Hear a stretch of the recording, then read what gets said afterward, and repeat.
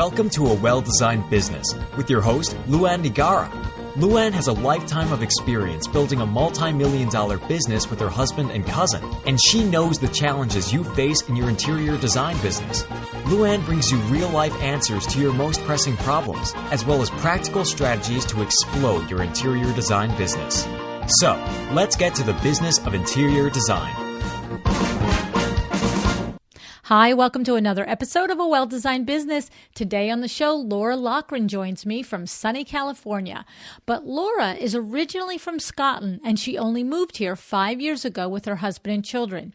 You'll hear me find out in our conversation that she also actually only opened her firm just 8 months ago, which definitely surprised me. So Laura and I talk about the challenges she faces in having a startup design firm, 2 small children, a husband, and all of this while living on the other side of the world from where she grew up. It's a fun conversation. I hope you like it. And I'm just going to warn you, if you are not an Outlander fan, then the first 5 to 10 minutes, they're just not going to be for you. They're not going to be your cup of tea. And if you have to ask what is Outlander, well, then you just definitely don't know. And I have to say, I feel just a little bit sad for you. But for all of my peeps out there that know exactly what Outlander it is, you are going to love, just if nothing else, listening to Laura's accent. So sit tight while I tell you about our sponsor, and I'll be right back to introduce you to Laura.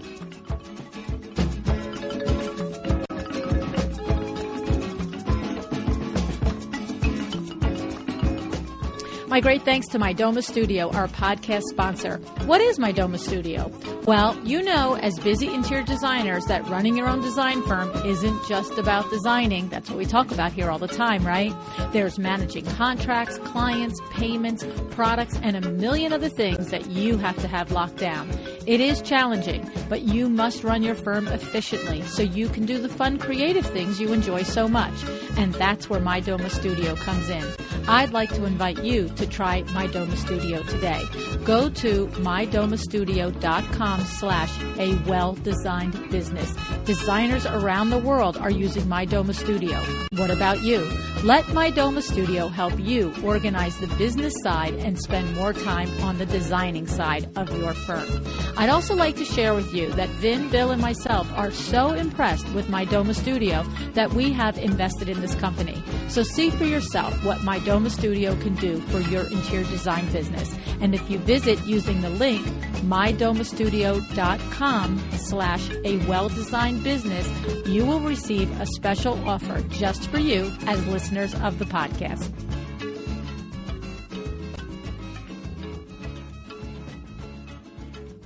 Hi, Laura. Thanks so much for joining me on A Well-Designed Business today. Hi, LuAnn. Thank you so much for having me. So I am letting everybody know here that I have yet another Instagram buddy that has turned into a podcast guest.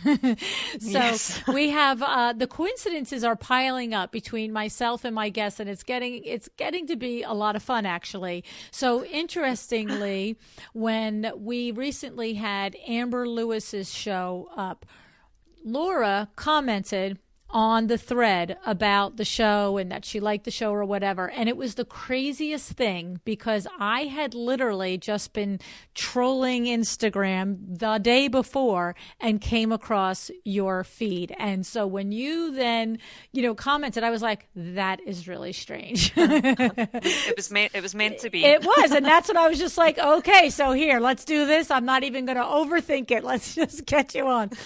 So that's pretty Well, I'm fun. so grateful. Thank you for having me. Yeah, and I have to say the other funny thing is that this is pretty funny. You were like, well, I have a really thick Scottish accent. I'm from Scotland. I'm not sure. And I was just like, oh my God, I would love to hear a Scottish accent because I am such a huge Outlander fan. And so I was like, goodness. It would be like talking Me with too. Jamie and Claire. Oh, well, maybe. I am a huge fan also. Oh my God, It's, aren't they like, it's don't they like feel like your best friends? Oh, no, every season when it ends, I'm so sad. I have to tell you, for anybody who doesn't know what Outlander is, first of all, shame on you. And I'm just going to take a minute because I know that there are a lot more Outlander fans out there than we all realize. As a matter of fact, Shannon Letty, who's been on the show 2 times, one time I'm sitting there on a Saturday afternoon or whatever it was, and I open up my phone and I'm going through the Facebook feed, and there is Shannon Letty at a parade in New York City with Jamie. I'm sorry. Oh my goodness. I know. He was that close and I didn't even know. No. I'm like, wait, you're an Outlander fan? And she's like, heck yeah, girl. Oh, I highly recommend it. If you don't watch it, you have to watch it. Well, and to me, I have to say, like, the whole thing is a cliche that you read the book, don't watch the movie. I have to say, book way, way, way, way, way, way, way, way better. But movies are good. The Outlander movie, the Outlander shows are pretty good. But they are. The books are unbelievable. I'm going to tell you what I did, because when I first got turned on to the Outlander books, I'm just totally going to indulge ourselves in this little Scottish moment here, okay? When I first got turned on to the Outlander books, I'm going to tell you what, it's gonna be like, my daughter's 28 and she was in middle school, okay? So we're going back 13, 14 years ago. Yeah, they've been out a long time. Exactly. And there were only 3 books out when I was turned on to the books by one of my very best friends who lives in Germany. She's German. And so she came to the U.S. and she was here for a visit. And she's like, we have to get to Barnes & Noble. What's the deal? And she's like, well, I have to get the next Outlander book. And the 3rd book was just out. And I looked at her, I'm like, what's that? She's like, oh, no, wait, you don't know what Outlander is? And so then she shows me this book of like 750 pages each one. I'm like, ain't nobody got time for that. Like, I can't read those books, right? So she's like, you have to. Here's the long story long.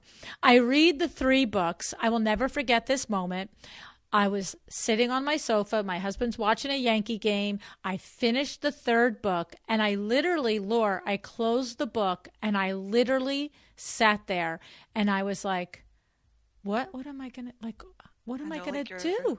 Like, I know you're in mourning. That's it. I mean, I was like literally going, what am I going to do? And I looked, and on my bookshelf right across from me was the first 2 books. And I just went, well, there's no way. And I literally read the first 3 books 3 times in a row, start to finish, one after another, waiting for the 4th book to come out. Oh my goodness. Yeah. Because I couldn't live without them. Now, waiting for the next one. That's it. And I have to just say this too. I have turned so many people onto Outlander, and of the people I've turned on to Outlander, 3 of them have all traveled to Scotland to see Culloden Field and Clan Fraser, and they send me pictures, and I'm just like, oh, I want to go. Oh, I know. We're headed back in August, so we have plans to go up to Culloden in August. I'm telling you, you're so lucky. Anyway, so that was like, so when you were like, well, I have a Scottish accent, I'm like, you're on, let's go. Okay. The heck if you had to run a design firm. Let's talk about Scotland. So anyway, seriously. So here's what we are here to do. We're going to talk about your firm, which I think is interesting too, by the way. Well, thank you. Yes. So you started your firm just about 5 years ago in the States. Your husband and yourself and your 2 daughters moved to the U.S. and to lovely sunny California. And, it is a little different path for you as an immigrant coming here. You just can't put up a shingle and you just can't work. You have to go through visas. You were explaining to me off air the process of going through. And in that time period, I'm just sort of fast-forwarding through your little history here so we get everybody on the same page. You worked 18 months for another interior designer. You had to work for that designer completely for free full-time because of the work visa situations here. But that was probably a good training ground for you. And then you went back to college and you opened up your own firm in California. So, and the thing is, it's taken off really pretty quickly. And I think that's remarkable considering, you're a mother, a wife, you're living in another country, your entire family is in Scotland, and you're still like rocking that world out there. So tell us a little bit about, Laura, getting started and what it's like having your own firm after working working for somebody, and share some of these things with us. Yeah, well, like you say, it's not an easy thing. You can't just come here and just, exist and buy a home and work. That wasn't the case. My husband's had a working visa, so me and the kids came with, and the kids went to school, and my husband went to work, and I was in the situation that I couldn't legally work. I didn't have a work permit, so I thought, well, I can either, stay at home and clean and be do all that. Who wants to do that? Or I can be productive and do something that's for me. And design has always been something that I have been super passionate about. And I thought, well, that's exactly what I'm going to do. I'm going to go back to school and use this time really, really productively. So that's what I did. And I learned as much as I could for as long as I could. And as soon as I was able to apply for a work permit, which was in September 2016, I set up my business in the same week as soon as I possibly could. So this business is 8 months old right now. Oh, so I misunderstood that. So it's the 4 or 5 years you're living here in the States, but the business is just 8 months old. Yeah, it's a baby. It's brand new. Okay, whole new spin on everything. Okay. Yes, even more significant. So here's the thing. I found you on Instagram, and you have some 1,000 followers on Instagram. I mean, look, there's people that have tens of thousands, but in only 8 or 9 months, that's pretty significant. So we're going to talk about your business and your systems and all that, but let's talk about that for a minute. How did you grow an Instagram following in such a short period of time? Well, it's not easy. That bloody algorithm is not an easy thing to work out. I did a lot of research. When I first started the Instagram page, I was just posting things, throwing on a few hashtags, getting 20 or 30 people liking the posts, and I thought, well, there must be more to this. There must be a system to this. I knew Instagram had recently updated their algorithm, and that must mean something. What did that mean? So I really just researched it. I spent a lot of time looking at other designers, what hashtags they use, why they use them, what they lead to. I listened to your podcast with Mark from the Tastefully Inspired blog. He gave a lot of really good information genius. About I mean, I think it was just a little short, kind of 20, 30 minutes, but his information was really valuable, just how your post should look and how your feed should come across, and it should be consistent, and you need to post every day, and all those things. I've just tried to really take them on board and follow them through every day for 6 months, posting, making sure the images are consistent, making sure I'm tagging, putting in my location. And it's working, it's paying off so far. So, Laura, tell me a little bit about that, because your feed then obviously is not all your own work. I mean, you're only doing this 8 months. And of course, if you're posting every single day and so forth. And I noticed your feed and I looked through it, but I can't say that I read every post and la. I did what I do. I look through, I scroll, and I think, wow, that's gorgeous. So tell us a little bit about that. To what ratio is your own work, and to how do you curate other people's work, and how do you tag them? Give a little tutorial on somebody who's starting a brand new Instagram feed and you're building it using other people's platforms, right? Yeah, I mean, and that's where almost everyone is starting. You're starting your Instagram feeds and you're posting other people's work and just commenting what you love. But, like I say, I did work before I started this business. I did do work for another designer, and some of the projects were projects that I brought in. Okay. So I was able to use them for my own portfolio. So there are jobs that are mine within that feed and on my website. But, when you're brand new and you literally have no work to post, you have to focus on your own home. You have to take a little corner and make it look super cute, show what you can do. One of my most successful images on my Instagram page, but more so on my Pinterest page, is an image of my daughter's bedroom. I one Saturday afternoon decided to paint a feature wall in her room, and that image has had 150,000 repins on Pinterest. Whoa.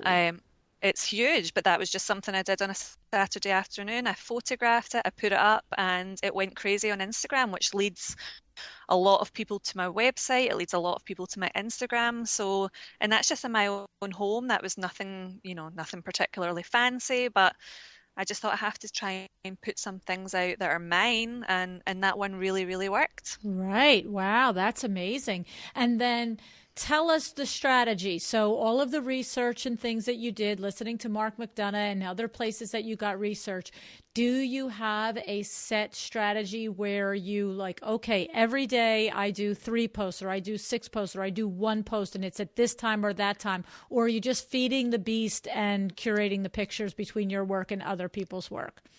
Yeah, that I don't have a system. I don't specifically say I have to do 2 or 3 posts every day. I post every day. You do post every day. I post every day, not twice, not 2 or sometimes twice, but mostly just once a day. I try and I guess I try and time it.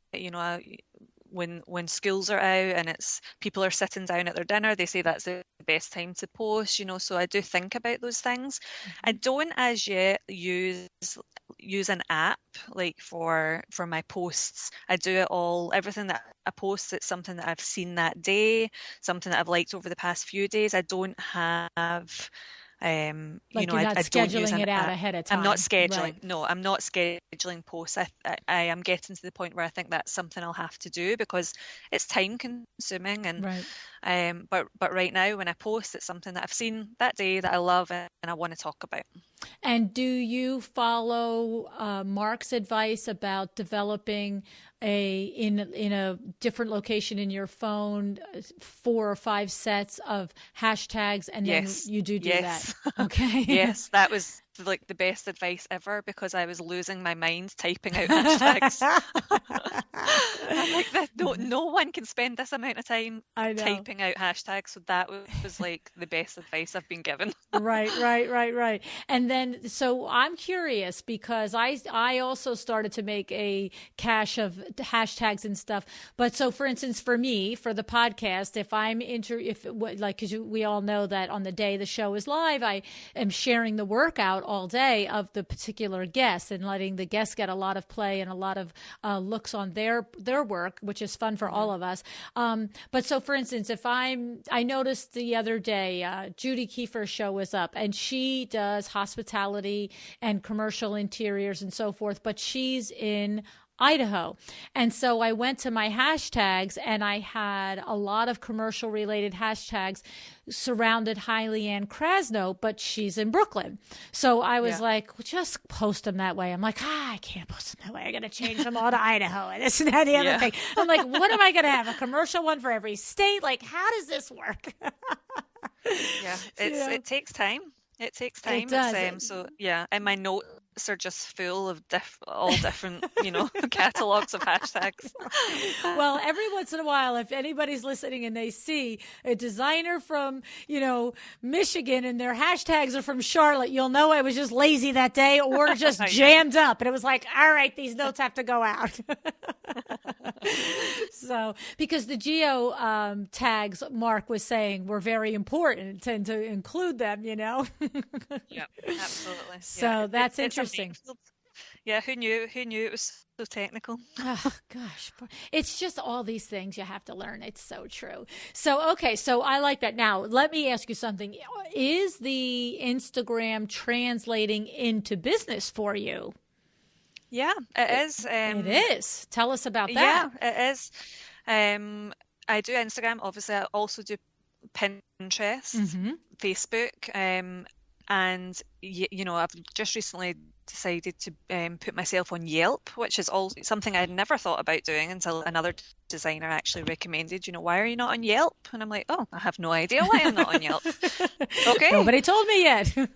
No one told me to go on Yelp. So now I'm on Yelp. And, it's all these things. Instagram, I've made a lot of good connections with other designers. Instagram has been so invaluable that way. I've the community of designers, people that, I've not necessarily met, but I can pick up the phone and ask them if I have a question. We can bounce off each other. That's amazing. That nice? Yeah, such a huge help. It helps that when people come to me via Yelp or wherever, it's word of mouth, that I can say, go have a look at my Instagram feed. It gives you such a good feel for my style and for my kind of work, and that's really, really helped. That's terrific. And so that was something I meant to ask when we were talking about the Instagram feed, when you're doing a combination of your own work and curated posts from other people. But Yeah. it seems to me that through your research, you've learned that it's important to curate work that aligns with your aesthetic and your look, because Absolutely. your feed looks very flawless. That's why I didn't realize it wasn't all your work at first, because it all does have a look to it. And so I think that's important, and it might for a lot of people seem obvious, and then sometimes I will, look, this is how I find most of you guys for my show. Let's be real. Okay. So I go through the Instagram feed, and usually it's somebody who's commented on something, just like for you. But for you, I'd already found you. I don't know why or how, I don't remember, but I had already scoped you out, and you were in my little note. What I do is I take a screenshot of somebody that I'm like, I want to reach out to this person. And when you comment, I was like, wait, I just screenshot, like I'm going through my phone. I'm like, yes, I just screenshot her 2 days ago. So, but the thing is that sometimes somebody comes to my attention through a comment, or through somebody tags them in a comment that I'm tagged in or something. And then I go and look. And if I go and look and the feed doesn't have a look, or I have to say, just for all of you people out there, I've gone to look at somebody's feed, and if like Mark says, what do those 9 pictures look like? The 9 pictures that come up in your thing. So I'll go 9, and then I'll go 1 more. And if I don't see what I'm looking for in 2 swipes, I'm done. And I've had situations where it's literally where I've had to go back and really look up at the title again and go, no, this is their business site. This is an interior design site. And in 18 pictures, there's maybe 2 pictures of work. Yeah. And so my heart goes out to that person, because if it's that way because they don't have a body of work yet, then I feel like, oh, shoot, that's too bad for them or whatever. But this is the point, that if you don't have a body of work, as long as you're doing proper credit and tagging and so forth, that you create the look. Because otherwise, put a personal page. And if you're just doing it because you don't know any different, then I'm telling you, you got to know different. You know what I'm saying? Yeah, absolutely. So, and we've had this conversation about, should there be any personal? Of course there can be personal. But to Mark's point, I can't be looking at 18 pictures and 2 are work and 8 and 16 are personal, because that doesn't read business page to any of us. And let alone, like you said, it's a tool for you to send a potential client that makes an inquiry. And if they go and they look at your whole feed and they're like, oh, but I really wanted this sort of kind of XYZ design, you're like, well, I'm not your girl, right? Yeah, absolutely. And that's something, I really had to think about when I was first setting up this business.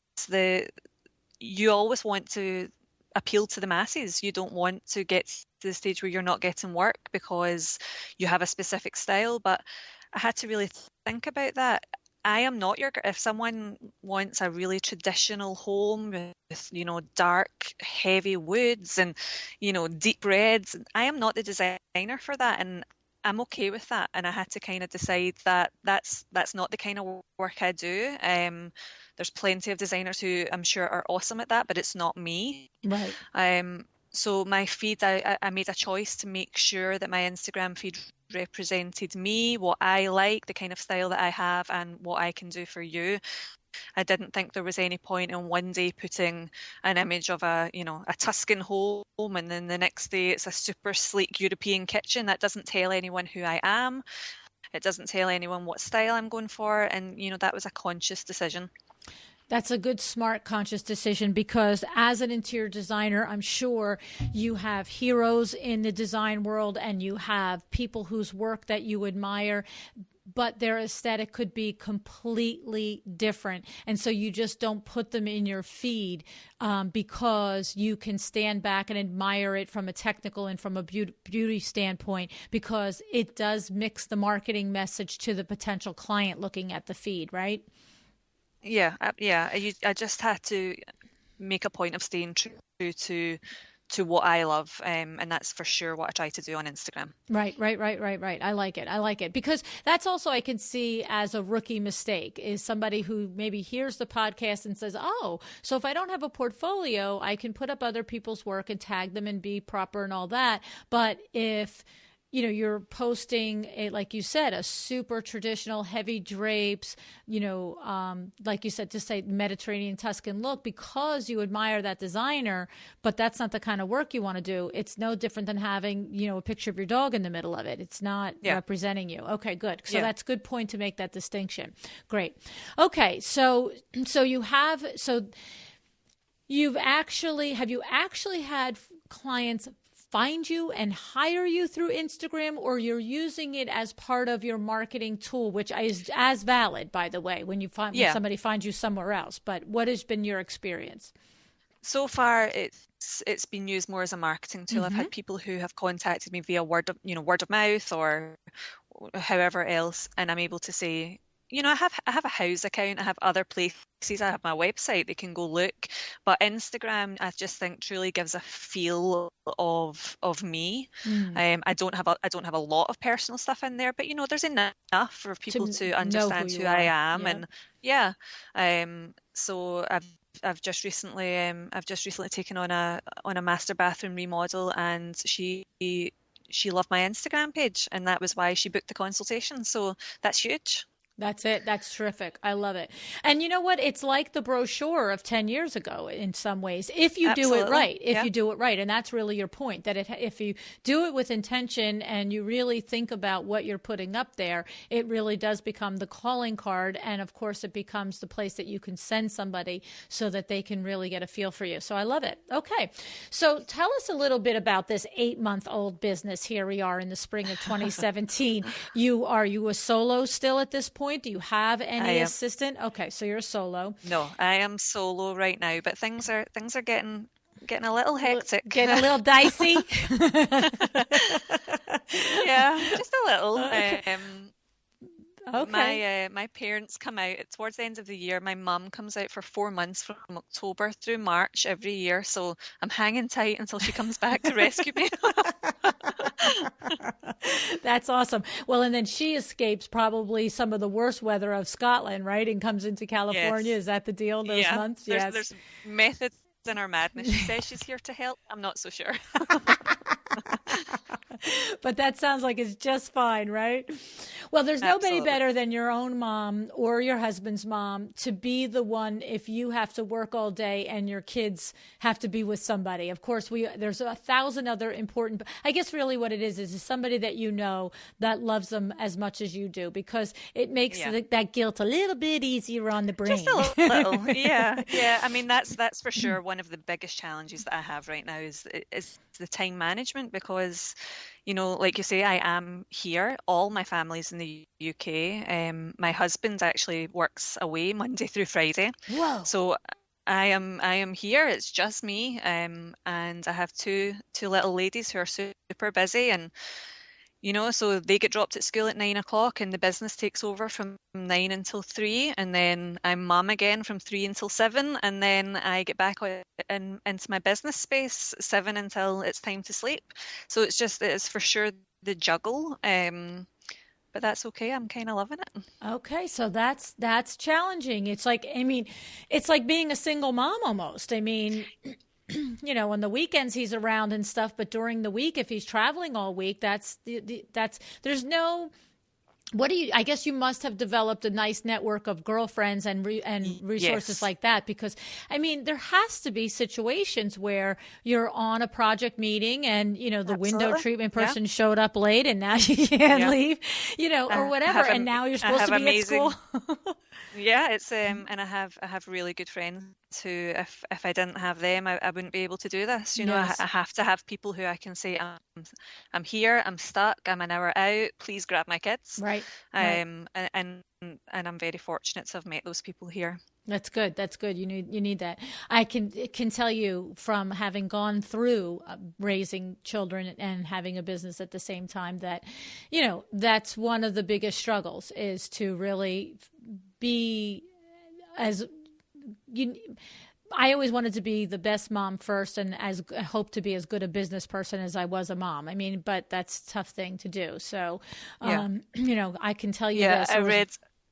Go Sorry, ahead. on you go. No, go ahead. I'd read a quote. I read a quote online the other day, and it said to the effect of, people expect you to parent like you don't work, but they also expect you to work like you don't parent. Awesome. It's like an impossible situation. That's the truth. That is the truth. That is a great line. I've never heard that line before. But it is true, you know what I mean? And now to that point, do you find that you are naturally or by intention attracting clients that are also busy parents, and therefore there's a little bit of camaraderie and understanding in that, or you're not attracting that client and you're just working your way through it? Because there's a difference with working for a working person that does not have children, that just doesn't understand that, the soccer game went in overtime and I'm going to be late for the meeting, than working for somebody who's like, I get it. So where's your demographic now? Well, I think it totally depends on the client. I really, there has been occasions where, the kids are out in school holidays and, they're with me at the design centre pulling fabrics, or, sometimes they're on site, they have to come with, but it's, who your clients are, if your client's going to be okay with that, and if they're not, and if they're not, then, my kids get a sitter, we make it work, we do something else, we just, it goes from client to client. Some clients love it, they love your kids to come with you and to meet them and to see that part of your life, and other clients, that's just not where they're at, and it's, a much more of a distinct line, and in that case, we pull in the babysitters. Yeah. So do you find, and I'm only going down this because I know a lot of women and men out there share the same struggles with their children. Do you find that, do you just draw a hard line on that 3 o'clock to 7 o'clock with no client meetings, no vendor meetings, no things like that? Or do you find that here and there, that's the only time one of the trades or the client will meet and you will make other arrangements for the kids? Yeah, I make other arrangements, if a lot of the time people, it's not just me that's working in the daytime, the clients are too. So nighttime, if you've got a presentation, sometimes nighttime just works better. And I just, I make that work. Like I say, I have some really good friends who I rely on a lot, and we make it work. I, for the most part, try and do, meetings or vendor meetings, 9 through 3, but when you can't, you can. And like I say, it's a daily juggle, and no 2 days are the same. Right. Definitely. And so you came from an advertising background, and how does that inform and relate to what you do in your design business? And does it? I mean, I don't necessarily mean just in marketing, but are there correlations that you can say? Because you didn't, you didn't start this at 20 years old. You started this as a woman, like you said, in your early 30s. So what work experience do you bring to this that you're finding like, oh, that's really translating to my design business? I'm actually, I've kind of struggled with this. I've always thought, does it do me a disservice that I didn't do this? I didn't come straight out of high school and go to college for design, and I really don't think it does me a disservice. I don't think I could have done this job when I was 20. I don't think I could have walked into someone's house and expected them to pay me a significant sum of money and had the confidence to stand there and do this job. I think I'm only at that place now, at the age I am now. So I'm glad that my background, between 18 and, 26 when I had my kids wasn't in this, because it opened me up to, I worked, like you say, I worked in advertising. I worked in a job where I worked to constant deadlines. It was, the adverts were going to print. It was being meticulous, making sure there was no mistakes, constantly editing right up until the moment of print. All those things, although they're not design related, they still stand true in this job. You're still working to deadlines. Clients have projects they want to finish for a specific date. You're having to make sure that you don't drop the ball, you don't miss any of the details, that you're really making sure that you are on top of all of that. And that I learned that from an advertising background, not from a design background.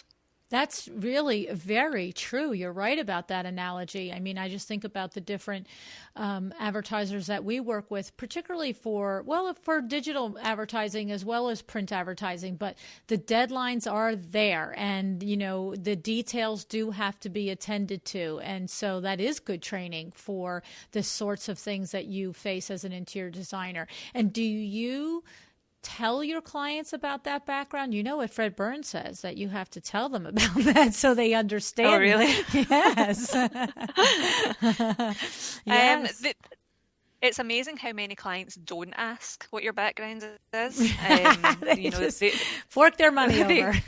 They meet you and they like you, and usually it is just on a much more personal level if you connect with someone. Right. But I don't go too much into the details of that. If people ask what my background is, I moved here 5 years ago and I went back to college for design, and that's as much as we go down that conversation. Well, you're missing something there. I'm going to tell you, because Fred, he says, what's your only, what's your you? And I asked you what your background was, but when you went right into it, you described what it was about advertising that translates to what you bring to an interior design project, and that's significant. So yeah, if you want to tell them that you moved here 5 years ago and all that other stuff, but I would share that part. And you know what? My first career was in advertising, and this is exactly the two skills right at the top of my head that I bring to this career, because that talks to somebody. When I'm hiring a designer, I want to know that you're going to have the details locked down, and I want to know if you say Tuesday, it's Tuesday, not Tuesday. What month did you mean? So,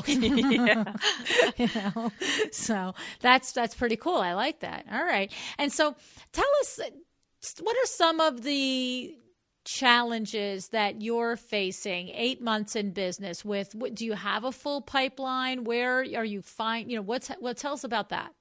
Yeah, it's getting fuller by the day. Okay. Like I say, it's getting a little bit, we're running a little bit close to the bone here. I mean, my biggest challenge, I am all about the design and the clients and all that stuff, but this is a business. I'm not working for someone else. I am working for me. So everything that goes along with that is down to me. And that includes all the boring stuff. That includes the accounts and the financial side and the tax and all that stuff. That isn't, I am more than happy to say that is not my strength. Okay. So, and what are you doing about it? But it needs to be done. That's the thing. It needs to be done. There is no one else. It's just me. But I've listened to a few of your podcasts with Kimberly Selden, and she says outsource it. Right. If it's not your strength, then get someone else to do it, and that's kind of where I'm at with that. I do what I have to, but at this point, I'm thinking it's just time to pay someone else to do that and take that over, because it's so time consuming, and my pipeline is filling up, and that stuff is taking up a lot of time. Right. That's for sure. The thing is, what you can't do is you can't ignore it, because I think a lot of people in this part, this little right at this precipice of their business will start to be like, well, I didn't do the books for last week. Okay, I didn't do the books for 2 weeks. Next thing you know, it's a month that you haven't done the books. And next thing you know, it's 6 months you haven't really done the books. And it's time for tax time. And you're like, oh, I have a hot mess on my hands. It's awful. Yeah, so you can't let that happen. So you're thinking about maybe hiring a part-time bookkeeper or something to come in at this point in order to get that done. Okay, and are you set up now where at least you have the bookkeeping and the billing and the invoicing systemized, so that when somebody comes in, it's just a matter of them stepping in and being able to see? Or are you like, got piles of invoices in one spot and things in another spot, and the whole thing's going to have to be addressed? Where are you at with that? Oh, no, we're good. Everything's done. Everything's, I use Design Manager. Okay. Which I have a love-hate relationship with, because like I say, I hate to do that stuff, but I couldn't do it unless I had Design Manager. Okay. So, everything's good. I have all the processes in place. It's just not something that I get any pleasure from. Well, it's, you know what, it's funny. You guys are lucky. My Doma Studio is very much like that platform. They both have different features. Yeah. 30 years ago, we didn't have these things. We didn't have QuickBooks and we didn't have all this crap. And that's why I guess I'm showing my age when I say, don't get yourself 1 or 2 or 3 months down the road. Not with my husband that would ever happen, but I know colleagues that it happened, that you'd sit there and be talking to them and they'd be like, oh, I don't have anything together for the accountant. And I'd be like, well, how are you not doing it as you're going along? You know what I'm saying? Yeah, so, but platforms like MyDoma and so forth do make it almost like, how are you not locking this down, right? Design. Yeah. How are you not putting all this in and doing it? But of course, because it's not enjoyable. Look, for most creatives, it's like you've said 2 or 3 times, you don't like doing it. So you could even have the program there and still ignore it, for crying out loud. Yeah. You gotta, it's like having the treadmill that sits in your bedroom and it's really a closet, right? It's like a hanger. Oh yeah. It's but you touched on MyDoma there. MyDoma is amazing. That's something that I for sure use. That's something that I fall a little bit more in love with every time I have to log really? in, Oh, isn't that funny? Okay. Absolutely. Everything's in one place. Everything at my end is in one place, and everything at the client's end is in one place. That's really invaluable. That's terrific. Now, Sarah was recently on, and she was telling about the new things that are happening with the MyDoma platform. Are you already, as the time we're talking, having that available to you? And she's explained the interfacing, that your vendors now can be involved in the conversation, on the back conversation, not the private. No, and it can be your choice, public or private facing conversation. But yeah. Are you already using those features too? Not yet. Not yet. I know that she's doing, I think Sarah from MyDoma, she's planning to do some like online tutorials, or maybe I think I read something about that. So that is on the to-do list to really understand it. What the new things are, yes. Of it. Yeah, because I feel like it can probably do so much more than I ask of it.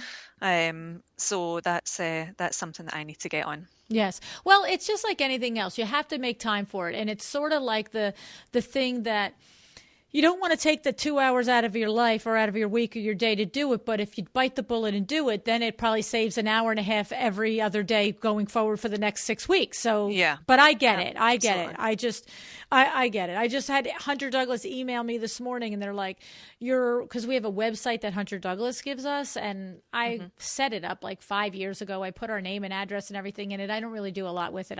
There's too much in a day, and I have a real website. And so, but I get an email this morning that says, your website has to be updated. Here's a link for a workshop with a specialist at Hunter Douglas to go through and all the different pages and yada yada. And by the way, if you don't do this, we're going to wipe it all back to its generic form. And don't lose business if you. And I literally emailed my rep this morning, and I'm like, really? Now, spring, like this thing has been sitting there for years, and now you have a problem with it? I'm like, this is the kind of thing that you should send out to your dealers in January, when we have time for this stuff, when I'm doing 1 or 2 appointments a day, not 7 in a day. And and you're going to wipe it all out if I don't do it today? Come on. Like, I'm just like, I just said, and that's the thing. It's trying to make the time for these things. It's I listened to your podcast with Amber Lewis, and she talks about how design and making things pretty and getting cute photographs is maybe like 5% of the job. Exactly. It's really everything. It's if you own a restaurant, if you own a bakery, if you own a window treatment, if you own a design firm, it's 5% of what you do is the stuff that's facing to the consumer. It's all the stuff that happens in the back that keeps it humming along and enables you to do that 5% that you actually think is fun. That's the big trouble with, going into business and being an entrepreneur. If you don't have that clear mindset on that, then you're either going to struggle indefinitely, or you'll struggle to the point that you finally just face it and say, okay, they got to run the business part, right? So, Yeah. but I like what you do. You go out to different places. You know, you go out and you do your research and you find out different places and ways to learn about doing these different things. So, so you use Design Manager, you use MyDoma. What other things are you doing in the beginning of your business here that maybe, and it doesn't have to be necessarily a system. It could be a marketing thing. It could be a way that you do a client management, stream, a flow of client management. What could you share with somebody that's also new like you and say, this, I learned this and this is really helping me? Anything come to mind? Yeah, I mean, I am always open. I always want to know more. I always want to learn more. I never think I know it all. I don't think you'll ever get to the stage where you know it all. Every day something comes up and I think, oh, I need to know that. I'm doing things like I'm taking a Photoshop class right now because I use that so much for my design boards, and I'm like, I'm kind of self-teaching myself this, but again, I'm sure it does so much more than I can find out myself. So I'm doing a class. Wow. I just try to always be open to what else can I do to learn more, to be better at this. Is there other ways that other people do it that's better than mine? And just never really think that you know it all. Just always be open to what else is there? Is there another way? Is there a better way? How else can I do this that'll benefit the client and benefit me? Good. Sounds great. And how do you do your fees? Have you decided on a flat fee approach? Do you do the product plus commission? Do you do hourly, or do you do a different project to project? What are you doing in that regard? Yeah, I mean, it kind of changes sometimes it changes depending on the client, but like I say, I've been listening a lot to the Business of Design, and that lady makes a lot of sense. She's pretty darn brilliant, Kimberly Selden, right? So I'm like, okay, we need to take some of this on board. When I do e-design, that's easy. Simple. It's a flat fee. That just is how e-design is supposed to be. It's one charge. It's easy.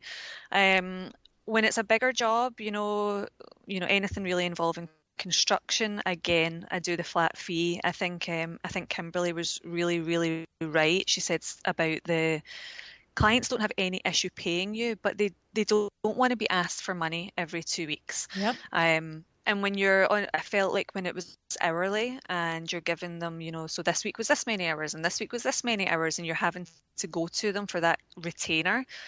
That's not an easy way to do it for them or for me. So I have changed that over, and it's now a flat fee. It's a 50% deposit. I take 50% when the contract is agreed, and I take the final 50% at the first meeting. So.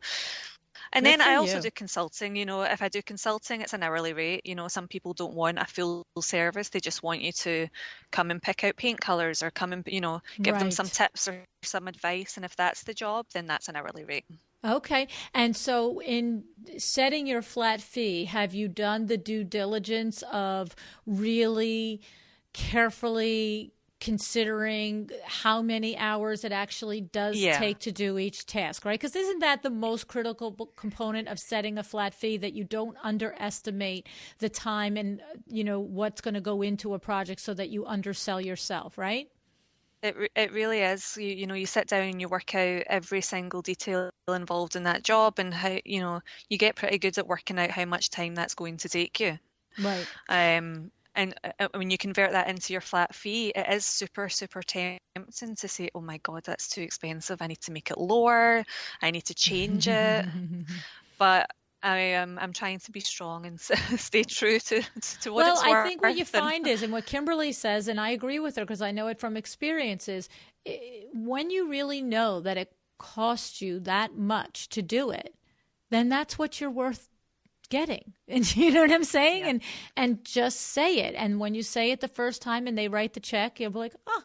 Then when you say it the second time and they write the check, oh.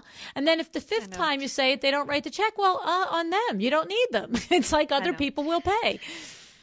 And that's the thing, it's like I say, it's such a balance, the way I am growing this business, but also being at home and being a mum and everything that goes with that. it can never get to the point where I'm doing a job and I'm working for free. Then it's not worth it. It's not worth the juggle. It's not worth being away from the kids and, having someone else watch them and arrange sitters and, miss things and do it. It has to be right. The job has to be something that you work for. You're working hard for it. This is not an easy thing to do, and it's really, really time consuming. And if you're walking away from the job at the end and thinking that wasn't worth it, then what's the point? Right, exactly. Because you know what you could do? You could, spruce up your friend's house for free and not have the pressure of the timelines and missing kids' recitals and everything else if you're just doing it to express your creative side. Exactly right. And I like that you expressed it that way, that there is the reason that it has value and the reason that you need to stand in your space with collecting your monies and making your money is because you are giving up things. You are giving up your family time and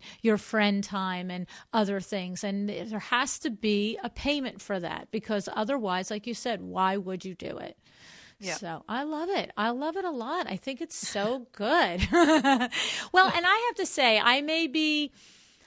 I don't know. I don't know. I was going to say, I don't want it to, I'm just going to say it. I'm not going to wonder how it's going to sound. How about that? Go for it. Go for it. Yeah. I mean, I think what it sounds like to me is that when you come into, like, it's sort of what you said earlier, you came into this business as an adult. You not only had adult experience in another industry, but there is adult experience with being in a relationship and being a parent and having a home and all of those things. Now, that doesn't need to mean, I don't mean to imply that to be successful, that has to be somebody's path. But the point is that there are adult experiences under your belt. And so I think it's the adult that fully blown grown up that does not fool themselves on, well, it was really great to do that project. And even though I didn't make any money, it was really great to do that project. It's like, no, I was missing legit things in my other life doing this project, right? Yeah, absolutely. I mean, and I don't doubt that there's many, many really good designers who come straight out of school and can walk into this industry and do this job. Believe me, I just interviewed one. But that wasn't me. When I was 20 or 21, I would not have had the confidence to stand in front of someone and do this job. So for me, definitely being a fully fledged grown up helps. Yes. I mean, and the thing is, that's the truth. I have met them. Vanessa De Leon is one. If you haven't heard her show, you got to hear her show. That woman, I mean, at like 18, 19 years old was like, this is what I'm doing. This is how it's going to happen. And she diligently worked for it and created it. So it's not to say that it's not possible, but not many of us is it possible for us to do at that young age. And it happens. They're there. They have a different sort of sensibility and a different sort of drive. But it just seems that I've met many more people that have reflected on, I've got a little something behind me now, mentally, emotionally, and it makes it easier and it translates into, like you said, standing there and asking for the big check. Well, I think part of that comes too is once you have had a home, you understand that it is going to be $15,000 or $20,000 to do a bathroom. Like, who are we kidding? You know what I mean? Yeah. Like, that's what happens. And whereas if you've never done that before, you're either one of those people that are formed, where you just have the chutzpah, like, Vanessa did, and Taylor Spellman is another one that comes to mind that just seemed to like just pop out and know how to do things, right? But otherwise you grow up and you realize, well, it does cost money to do these things, and that's how I'm going to tell them how much it is. So yeah, I mean, and I've been the client, we've not in our house here, but in our house in the UK, we did a full addition. We added on a dining room, a laundry room, and an extra bathroom. So we lived it. We were in it. We felt it. We worked with the contractors. We were the client, and that kind of stuff. It just helps to know how it feels to be on the other side, also. Right, that's true. To have the empathy and the compassion for what the client is going through, let alone, like you said, not maybe wanting to get a bill every single week. You just know it's going to cost X amount of dollars, and I'd like to write you one check, and can we just work on the project every week instead of sitting down every week and doing accounting? Yeah, I mean, for me, that's my experience of that has definitely been much more positive than billing every week. Right, right, right. Okay, I like it. It does, mean, just to recap that, it really does mean you need to be specific and truly understand how many hours it takes you to do things so that you don't underestimate your value. Okay. And then how about industry events? Are you involved with industry at all and doing Vegas Market and High Point and different things like that, Laura, or you haven't really gotten that far yet? No, I was at Vegas Market in January. Okay. I do yeah, like I say, my mum's here October through October through February. So January's my month. I can get to market in January. Nothing grows under your feet in those months. That's yeah, good. yeah, I try and get in, like I say, it's making the time for those things. But yeah, I was at market in January. I plan to go back again at the end of July.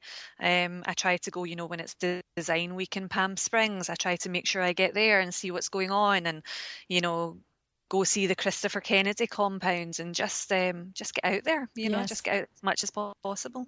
Just to inspire you and network and meet other designers, Absolutely. right? Yeah, absolutely. Just Very cool. always want to know more. Okay. Now, it's interesting because a lot of times I might ask people off air if they think about what their superpower is. And then I ask them, what makes you different, right?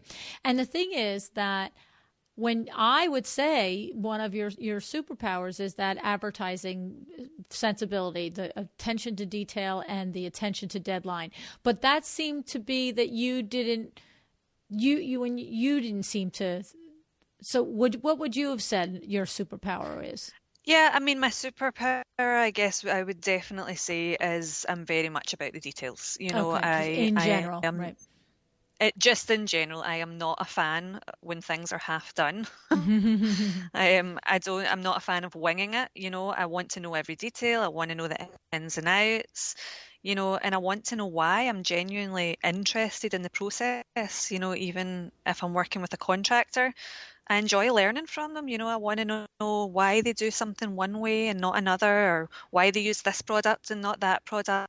And I am really just meticulous about the details, and that's in every aspect of my life. If I'm going to do something, I'll always do it 100%. I will never half-ass it. It's always going to be done to the best of my ability. That's great. That's great. I love it. I don't, I read your website page not a minute ago. I don't remember that coming through. Do you talk about that, how much you love the details in your About You page? Because I have to say, that's something that as a consumer, I would really like to know about a designer. That it's because look, there's people like me that my business is also extremely detailed, but I hate the details. I'm just going to be serious. Yeah. I hate them. And so I have to do them. And I obviously managed to sit myself down and put my booty in a chair and do them. Otherwise, we wouldn't have a great business after all these years. But that's not what I would tell you is my superpower. I wouldn't say I love the details and I just mix these, So if I were hiring a designer, though, more than just knowing that they're good at it, I would like to know that that's a part of it that you enjoy. Yeah.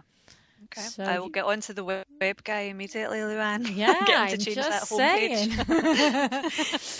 Because and you know what it is? Because it will speak to people like me that are the big picture people. Yeah, and you're right. I like to hire people that I literally like everything we say on the show, whether you're hiring an employee, that's how we talk about it on the show. If you're hiring an employee, you look at the things that you're good at and the things that you like to do, and you look at the things that you don't like to do and the things you aren't good at. And the ones, the second list, you're not good at and you don't like, that's who you hire. That's they like and they do, okay?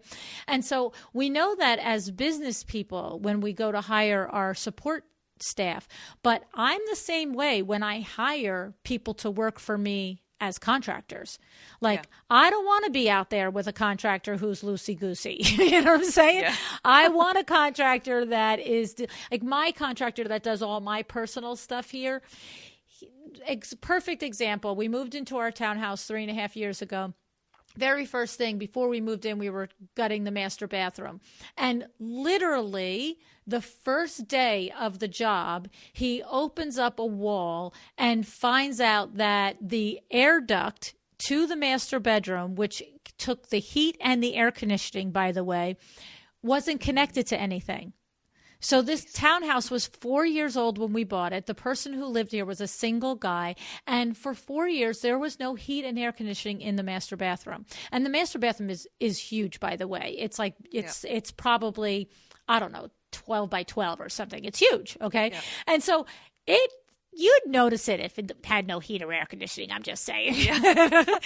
And so he opened up something, whatever he had to open up, and there was the vent there, but it didn't go anywhere. It was, and so the thing is, what I love about my contractor is he's not the guy that goes, "Hey, LuAnn, I just want to let you know you have a whole heating and air conditioning problem. When you get that guy in here to fix that, then I can come back and do my thing." He goes, "No, I come home from work that day." He's like, I'm like, "Oh, his name is Woody. How funny is that?" I'm like, "Woody," like he's a carpenter. I'm like, "Nothing's like, wait, nothing. What happened?" He goes, "Oh, well, that's because I spent the whole day redoing your heat and air conditioning." I'm like, "What?" But see, that's what I love about Woody. He just moves on. He just had the initiative just to do it, yes, just to get it done. Because he knows if he calls me and says, "Do I want it done?" It's like, well, yeah, I want it done. You know what I'm saying? Yeah. So you are going to talk to people who, like me, that will read that and say, "Oh, I can have confidence that she has the details locked down." That's what you want to talk to us. Okay.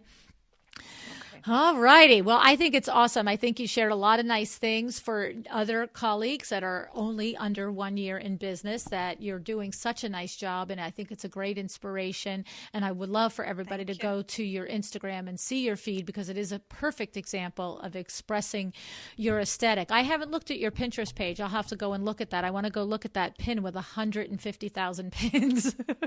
Yes. You should send it to me, and I'll put it on the feed for the day your show is live. That's what you should do, okay? Yes, I will. That's then I'll get another 150,000. That'd be fun.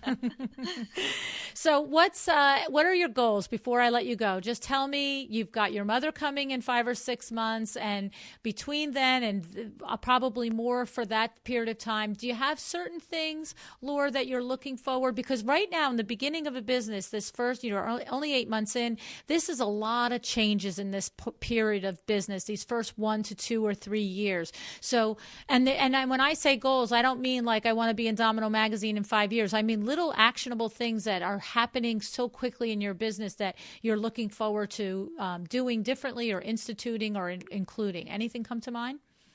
Yeah, I mean, my problem is that I look forward way too much. I always have a plan. I always have something that I want to do next. That's good. And if things continue, fingers crossed, if things continue to keep going at this pace and picking up the way they are, I would love to have a storefront. That's always something that I would, I've thought about. I would love to have a storefront that, and take a little bit of inspiration from the interior design stores that are in the UK that you don't see a lot of over here. I would love to have a store that's like that, but here in California. I would love to explore the option of maybe, sourcing and featuring products from UK designers and bringing them here and having them in that store. And like I say, I'm always thinking, I'm always projecting forward, but anything that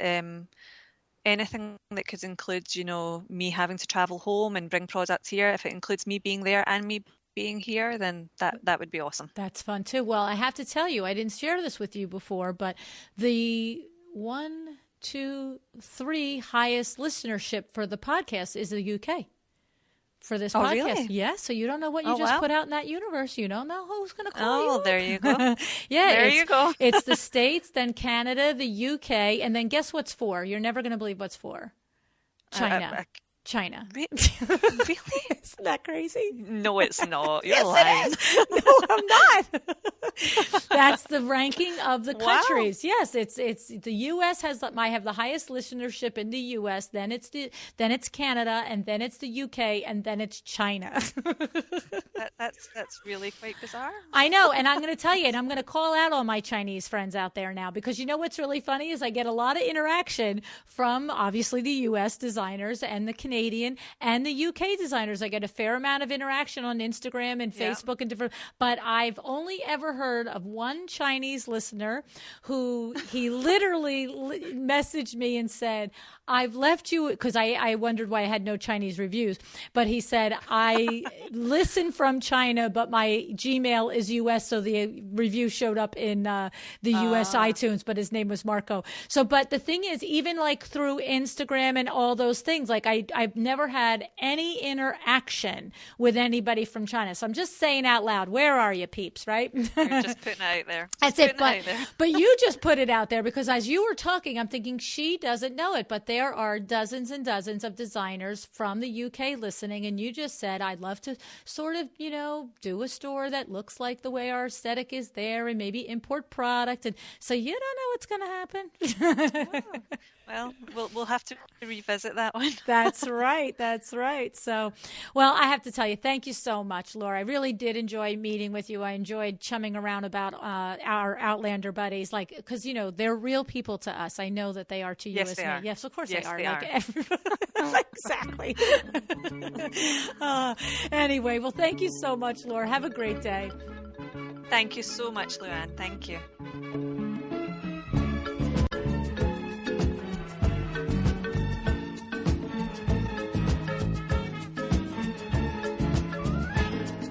My great thanks to the featured sponsor of our podcast, Cravat Inc.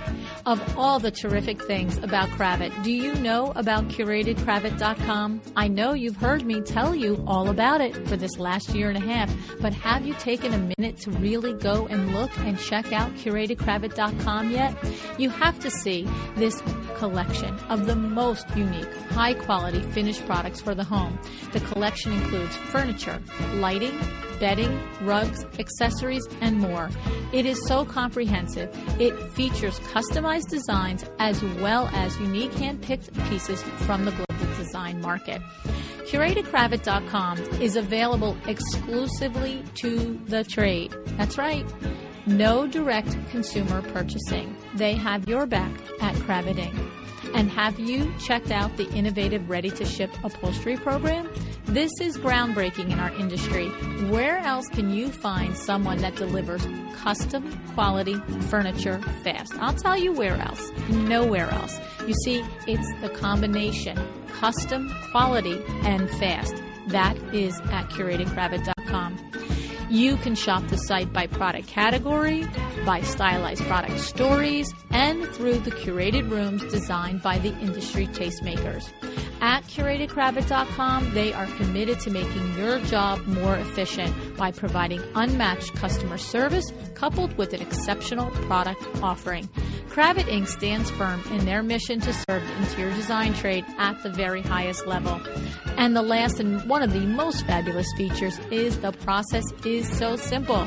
That's right. Design, click, deliver. Easy as that. One last thing.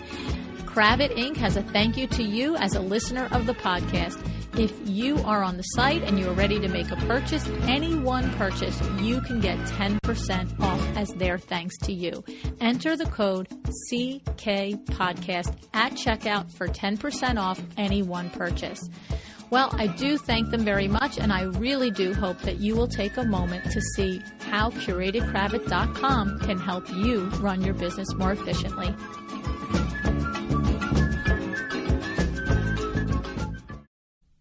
So you're probably not at a place where you can look at Laura's Instagram just now, but please do it when you get a chance. And you know what? Follow her while you're there. I haven't thought to say this out loud before on the podcast, but that's one easy thing that we can all do for each other if you come across somebody new through the podcast, is to just follow them. And if you actually comment on something of theirs and say, I heard about you from the podcast, they probably turn around and follow you back, right? So that's just a little tip that came to my mind as I was talking to you, but it's good love, right? Anyway, I want you to look at her feed, and I want you to tell me if you think that this feed looks like someone who has been in business under a year. I mean, it just goes to show you that you can project a feeling of professionalism without having your own personal extensive portfolio. It's one of the questions that I get most often is, How do I portray my style? How do I show work without having a portfolio? And of course, what we're learning and finding out from some of these interior designers is just this, that you curate a look that looks like the type of projects that you want to do. This will draw those clients that respond to those projects to you. And of course, as Laura said, you give credit, you tag the original designer, make sure you do all that. Don't be taking somebody's work and pretending it's your own. That's very yicky, and we all frown upon that. Okay. And then the other thing is, maybe give a thought to go back to episode number 110 with Mark McDonough of Tastefully Inspired. He shared his tips for hashtags and for growing the Instagram following there. And Laura is literally the third or fourth designer that has told me that since listening to Mark's podcast, they have increased their Instagram followers by following his advice. Darla Powell from Florida said that she went from under 1,000 followers to nearly 5,000 followers in just a few months by using Mark's tips. Okay. And then also don't forget, Mark, since he was on our podcast back in the fall, he has started his own podcast, Tastefully Inspired, on iTunes. He actually talks about more Instagram tips in his podcast on episode number 8. Basically, Mark is an SEO genius, and you'd be wise to follow his blog and his post and his Facebook, because he's always sharing tips there for all of us to go ahead and implement for our products and platforms and so forth. So, all righty. So check out Tastefully Inspired. Now, before you run off on me, I want to say a few things. First, I want to thank everybody that came out to our My Doma Studio Lunch and Learn 2 weeks ago we had at WindowWorks. Sarah and Alicia came down from Canada, and they ran a terrific workshop. All the designers that came, I think there were 15 or 20 designers that came, and everybody had their laptops out, and they were asking questions, and they were really going through a generic, what's the word? Not a generic, but a project, a pretend project. Right there through the event. So it was pretty cool. And I have to say, My Doma is really a game changer for your firm, especially if you're not using a software right now to keep yourself organized, and especially now with the integration to QuickBooks. So that is huge. All right. I've heard from other designers before that said to me, I love everything about it, but the accounting isn't there, and I'm not going to go out and double do my accounting on another platform. And now it is fully integrated with My Doma Studio, is QuickBooks. So it's pretty awesome stuff. And I want to let you know that Gail Davis of GMD Interiors has organized a follow-up Lunch and Learn, which is set for Monday, June 19th. And she has arranged Nicole Heimer from Curio Electro to be there. And Nicole is going to be talking about how to define your brand. And if you need any convincing that Nicole is the lady to talk about how to define your brand, just go back and listen to Nicole on episode 125. Holy moly, does this lady know her stuff. I am dead serious about this. So the Eventbrite link is up, and you can please be sure to RSVP. And I also want to just another huge shout out to the designer celebrity, Barbara Viteri, and the event that we had at Ethan Allen in New York City, and Ethan Allen themselves. What amazing hosts they were. I mean, truly, they had food and wine, and the showroom there at Ethan Allen in New York City, the Flatiron, is really beautiful. If you haven't been there and you're in the New York area, do yourself a favor. It's down, I think it's 915 Broadway. It is gorgeous. It just opened this past fall, in the fall of 2016. Manuela is one of the lead designers there, and she'd be happy to take you around and show you the showroom. It's really something else. So if you missed the event, it was filmed by Tastefully Inspired for Facebook Live, and you can see that on our website at www.windowworks-nj.com. All right, and a big shout out to all of you guys that came to that event. I was so happy to meet Marjorie there, and to meet Shanae there, and Darcy, and of course I'm leaving people out, you know that, but I mean, it was just so much fun. So that's it for today, everybody. I hope you enjoyed the show. I hope that Laura inspired you and let you know that even if maybe you're one of the designers out there that's new and you just opened up your firm, you can look like a big guy, you can act like a big guy, you can talk like a big guy, you can be a big guy, all right? You can just, if you just start out by doing everything right to the best of your ability, right out the gate, getting organized, getting your systems in place, it's possible, okay? So I hope you have an excellent day.